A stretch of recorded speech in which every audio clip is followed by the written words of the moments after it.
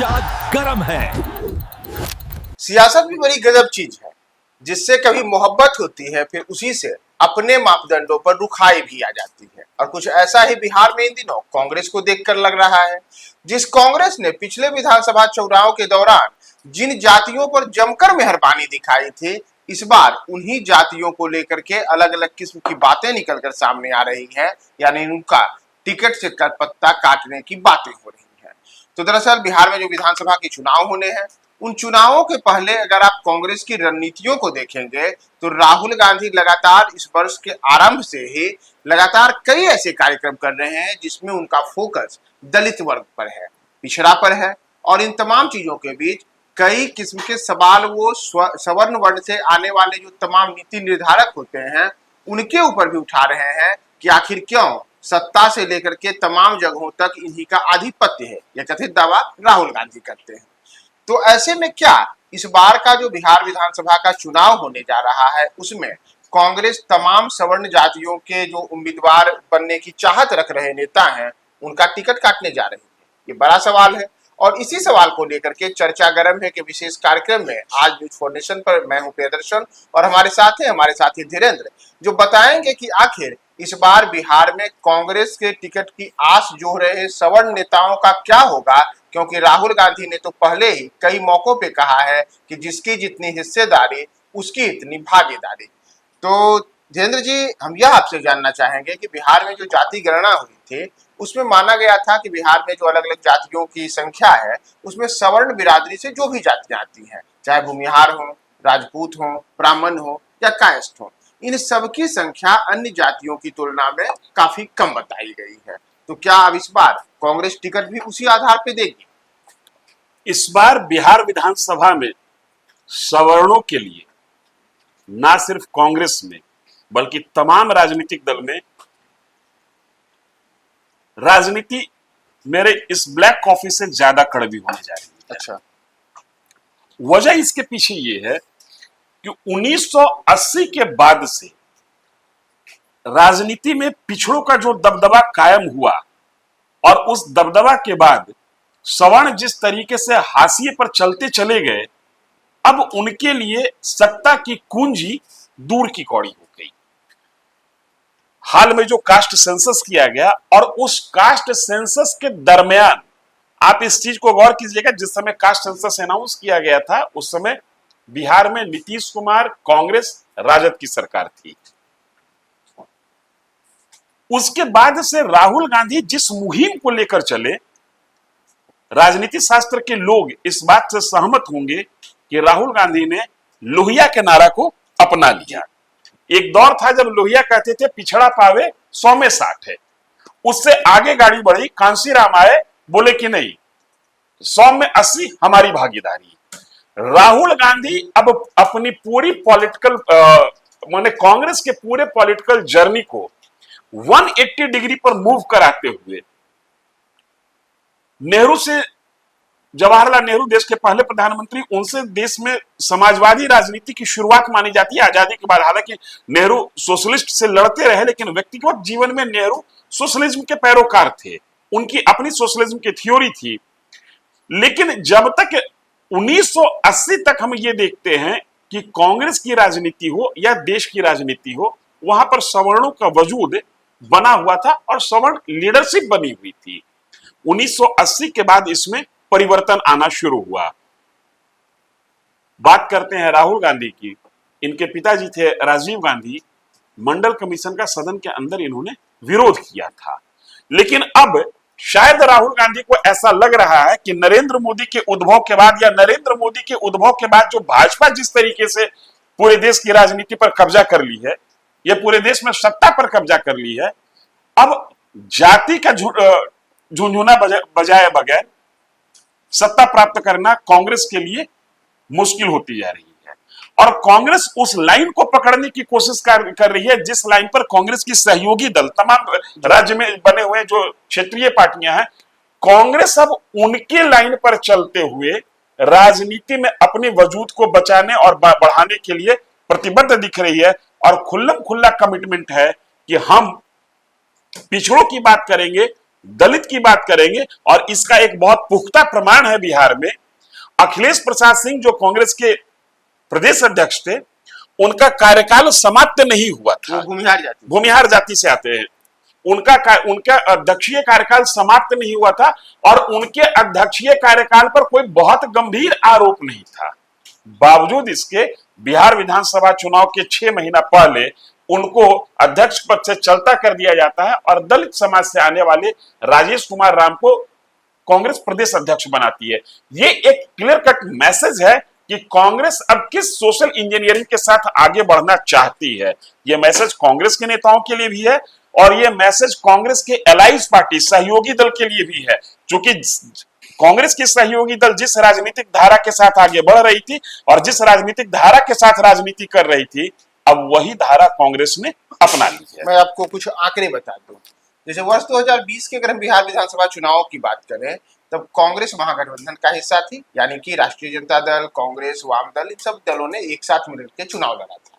उस दौरान कांग्रेस को 70 विधानसभा की सीटें महागठबंधन में दी गई थी कि आप इन 70 सीटों पर चुनाव लड़ें।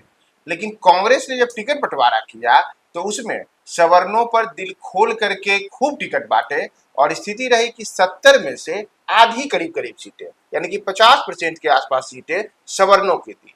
दरअसल उस समय जो कांग्रेस ने 70 सीटों पे चुनाव लड़ा था, उसमें 34 सवर्ण प्रत्याशी थे, यानी कि जिसमें एक कम तो इसीलिए 50% से 50% से एक कम, 50% से एक कम थे, तो 34 सवर्ण प्रत्याशी थे। उनमें देखिए सबसे ज्यादा मेहरबानी तब भूमिहारों पे दिखाई गई थी, और 11 भूमिहार कैंडिडेट कांग्रेस से चुनाव में उतरे थे।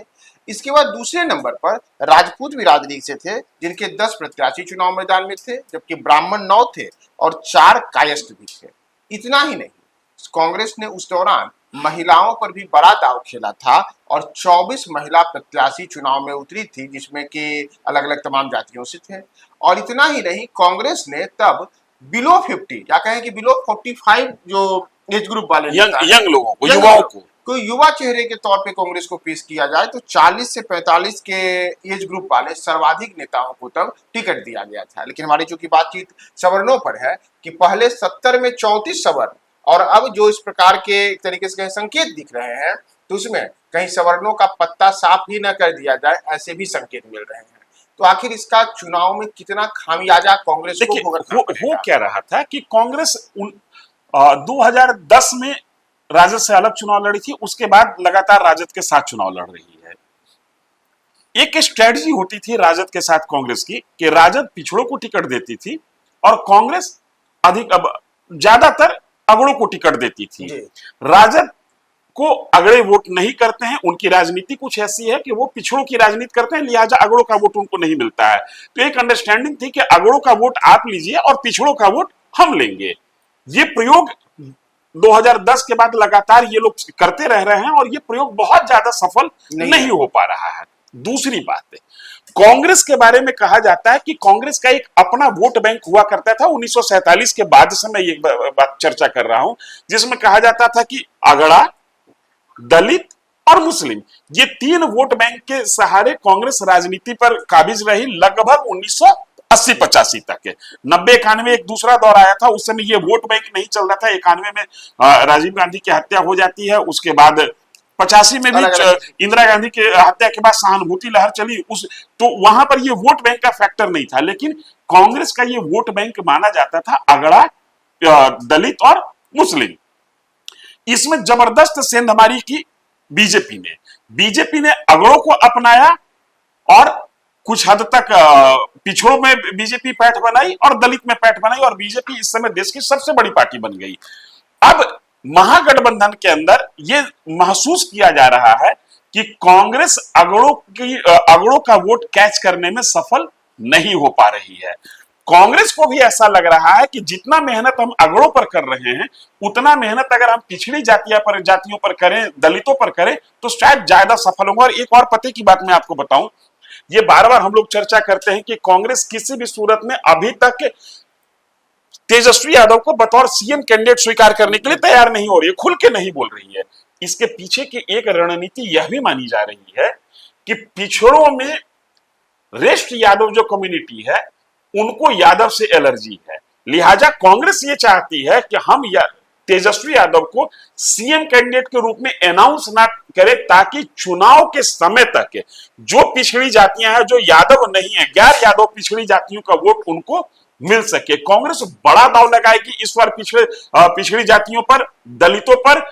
और यकीन मानिए, जो रेशियो हम लोगों ने देखा था 50% के आसपास, कितना सीट महागठबंधन में कांग्रेस को मिलेगा ये अभी तय होना बाकी है, लेकिन जो भी सीटें मिलेंगी, जैसे 2020 के चुनाव में प्रियदर्शन बता रहे थे कि 2020 में 50% के आसपास, एक सीट कम, 34 सीट 70 में।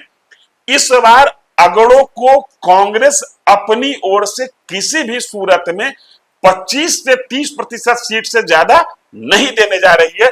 कांग्रेस भी उसी वोट बैंक पर निशाना साधेगी, उसी वोट बैंक को साधने की कोशिश करेगी जो वोट बैंक ऑलरेडी राजद के पास है। फर्क ये रहेगा कि राजद का जो टिकट बंटवारा का जो पैटर्न हम लोग देखते हैं, उसमें बहुत बड़ा चंक यादव का होता है। यादव जाति के लोगों को सबसे ज्यादा राजद से टिकट मिलता है और वो सबसे ज्यादा राजद के सिंबल पर चुनाव लड़ते हैं। इस बार गैर यादव जातियों को कांग्रेस मैदान में उतारेगी और ये एक कोशिश होगी इनकी कि हम गैर यादव पिछड़ा दलित, चूंकि दलित को प्रदेश अध्यक्ष बनाया तो उनके पास ये कहने के लिए भी है कि हमने दलित को मौका दिया।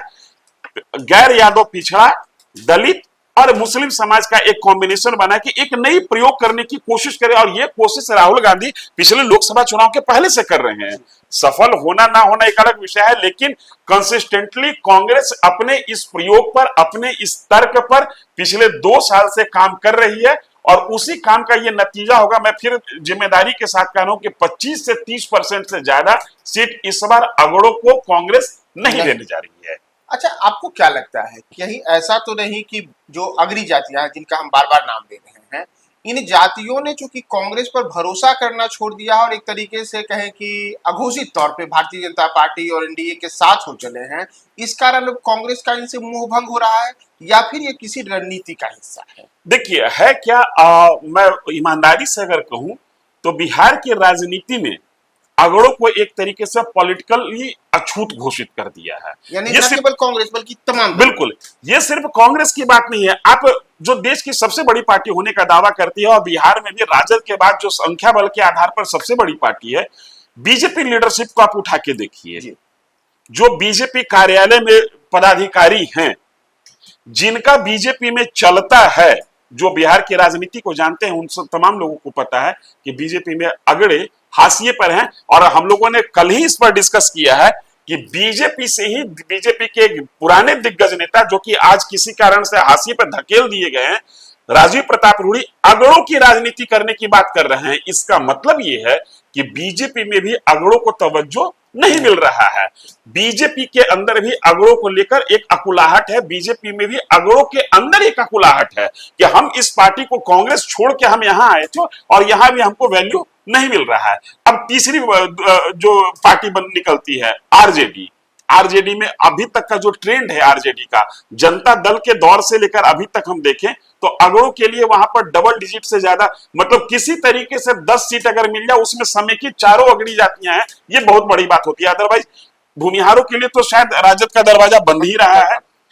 4-5 की संख्या में राजपूत को टिकट मिलता है, राजपूत जाति के लोगों को मिलता है। 3-4 की संख्या में ब्राह्मण जाति के उम्मीदवार को टिकट दिया जाता है और कभी कदाल एक आध सीट कास्ट को मिल गया तो मिल गया, वहां भी इनके लिए दरवाजा बंद है। अब यहां पर जो महत्वपूर्ण प्लेयर है पॉलिटिकल पार्टी में, वो CPI-ML, ये कम्युनिस्ट की एक विंग है, कम्युनिस्ट पार्टी है। यहां पर डंके की चोट पर जाति के नाम पर अगड़ों का विरोध है, क्योंकि इनकी लड़ाई ही अगड़ों से है। ये अगड़ों को सामंती मानते हैं और आज तक मानते हैं और इसी विचारधारा के साथ ये राजनीति कर रहे हैं। CPI और CPI-M, ये दोनों पार्टियां बिहार में हैं जरूर, लेकिन सिंबॉलिक है। आज की तारीख में ये पार्टियां हाशिए पर है। तो लिहाजा मेरे कहने का मतलब ये है, जदयू में आ जाइए। जदयू को कहा ही जाता है कि ये लवकुश की पार्टी है। नीतीश कुमार कुर्मी सम्मेलन से सीएम पद की दावेदारी किए थे, 1993-94 का वो दौर था। यद्यपि जदयू में सेकंड लाइन की जो लीडरशिप है, नीतीश कुमार के बाद जिनका नाम लिया जाता है सबसे ताकतवर, राजीव रंजन सिंह उर्फ ललन सिंह, भूमिहार जाति से आते हैं, अगड़े हैं, लेकिन फिर भी पार्टी के अंदर जो वर्चस्व है, पार्टी जिस जाति पर, जिस समाज पर, जिस जमात पर सबसे ज्यादा टिकट के मामले में दांव लगाती है, वो पिछड़ा है। और नीतीश कुमार ने गैर यादव पिछड़ा वोट बैंक खड़ा किया है, अति पिछड़ा, एक शब्द इन्होंने कोट किया, अति पिछड़ा, एक शब्द इन्होंने महादलित भी कोट किया था। तो नीतीश कुमार अपने तरीके से अपनी सोशल इंजीनियरिंग के तहत एक अपना वोट बैंक खड़ा किया है, उसमें भी सवर्ण को वोट बैंक के तौर पर उन्होंने नहीं खड़ा किया, गैर यादव पिछड़ी जातियों को खड़ा किया, जिसको अति पिछड़ा कहा। मतलब जो पिछड़ी जमात में भी जो ज्यादा पिछड़े हैं और दलितों के बीच में जो ज्यादा दलित हैं, उन पर वो दाव लगाए, उसको महादलित का नाम दिया, महादलित विकास मिशन, अति पिछड़ा आयोग, कई तरीके की योजनाएं इन्होंने चलाई जिससे उस समुदाय समाज विशेष को फायदा हो। तो जदयू में भी, जो जदयू के राजनीति का जो एम्बियंस है, जो वहां माहौल है, उस माहौल में वहां भी अगड़े जो हैं, जो सवर्ण माने जाते हैं, वो एक तरीके से अछूत हैं। तो मैं जो प्रियदर्शन आपको कह रहा था कि 1980 के बाद जो राजनीति की धारा चल पड़ी और 1990 में वो धारा जब परवान चढ़ी, जोर पकड़ ली, 1990 के बाद से लगातार बिहार में 2025 में हम लोग बात कर रहे हैं, 35 साल से यहाँ सोशल इंजीनियरिंग की सरकार मानी जा रही है। इस सोशल इंजीनियरिंग ने बिहार की राजनीति में किसी भी तरीके से अगड़ों को एक तरीके से अछूत घोषित कर दिया है। दो दरवाजे अगड़ों के लिए बचे हुए थे। सबसे बड़ा दरवाजा था कांग्रेस, जहां पर हम प्रियदर्शन ने आपको आंकड़ा से बताया कि 50% के आसपास सीट कांग्रेस ने अगड़ों को दिया। कांग्रेस ने भी अपनी पॉलिटिकल पैटर्न को चेंज कर दिया और बीजेपी ने साइलेंटली अपने पॉलिटिकल पैटर्न को चेंज कर दिया। अब कहीं भी अगड़े की स्थिति किसी भी पॉलिटिकल पार्टी में बिहार में है तो वो सिर्फ और सिर्फ, वो क्या कहते हैं, झुनझुना बजाने वाली स्थिति में, डिक्टेशन देने की स्थिति में, नीति निर्धारण करने की स्थिति में अगड़े किसी भी राजनीतिक, बिहार के खासकर की बात मैं कर रहा हूं, किसी भी राजनीतिक दल में नहीं है। तो यह भी देखना महत्वपूर्ण होगा कि बिहार में जो आगामी कुछ दिनों के बाद विधानसभा चुनाव की घोषणा होगी और इन तमाम चीजों के बीच महागठबंधन हो, एनडीए हो, इनके बीच में सीटों का बंटवारा होगा, तो उसमें सबसे बड़ी जो नजर रहेगी वह यही रहेगी कि आखिर ये दल इस बार अगरों को कितना टिकट देते हैं।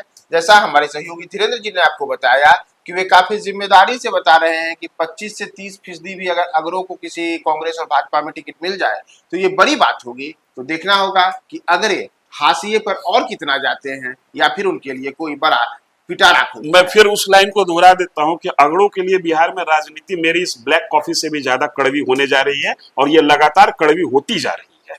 तो आप हमारे साथ बने रहें, देखते रहें। न्यूज फॉर नेशन का विशेष कार्यक्रम चर्चा गरम है, रोजाना इसी तरह हम आपके साथ हाजिर रहें।